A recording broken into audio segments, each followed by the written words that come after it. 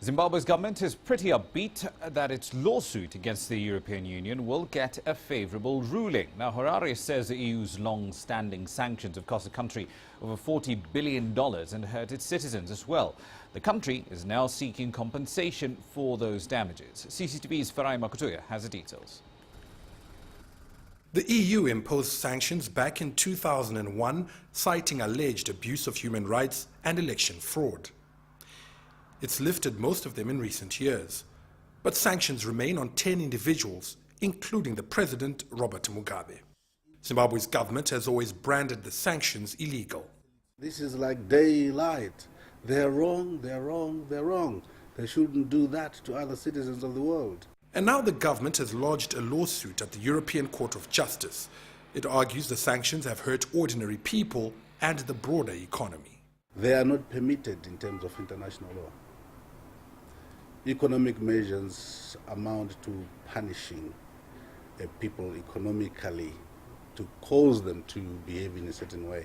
The Zimbabwean government says it's pursuing this case to exercise its rights. The EU says Zimbabwe is entitled to those rights and will stand by the outcome of the court, even if the ruling goes against it. It adds the case should not interfere with relations between the EU and Harare.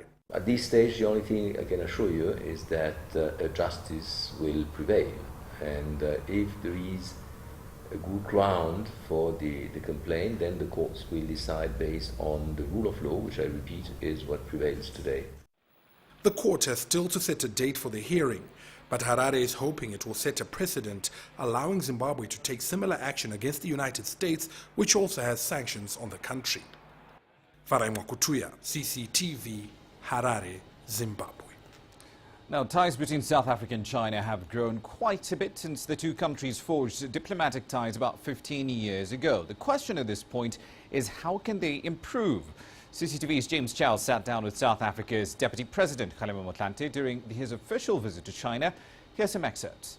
This is a young and exciting bilateral relationship, and it comes at a time when much of the developed world is still mired in its slowdown, and also at a time when China and South Africa face critical challenges in growing their own economies to the next stage. Has this week made a meaningful difference? Yes, I would say it has definitely made a meaningful difference. Just to give you an example, I mean, if we take tourism, in South Africa, the Chinese tourist figures have increased by 60%. And this was as a direct consequence of having direct flights between Beijing and Johannesburg. Those questions, Vice President Li Yuanchao set the plans for the construction of a new airport here in Beijing have been approved, and that construction will commence very soon, which would then also improve on the landing slots time for these direct flights by South African Airways. And we believe that that in itself is a direct dividend of this good relationship here. You're both members of BRICS. Is there any wasted overlap with the work of the Binational Commission? And coming back to BRICS, has it been as rich and beneficial for your people as you had originally hoped? Good relations and goodwill must always precede actual business. Because if you don't have good relations underpinning, business relationships, any minor misunderstanding can lead to, people pulling out and so on.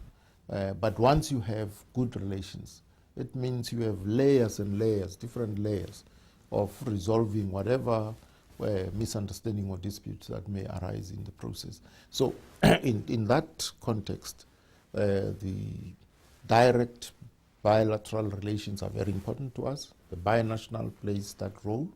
And recently, in the meetings between Presidents Jacob Zuma and Xi Jinping, they agreed to establish a working group that would monitor implementation so that all these agreements should not be just on paper, but should be implemented.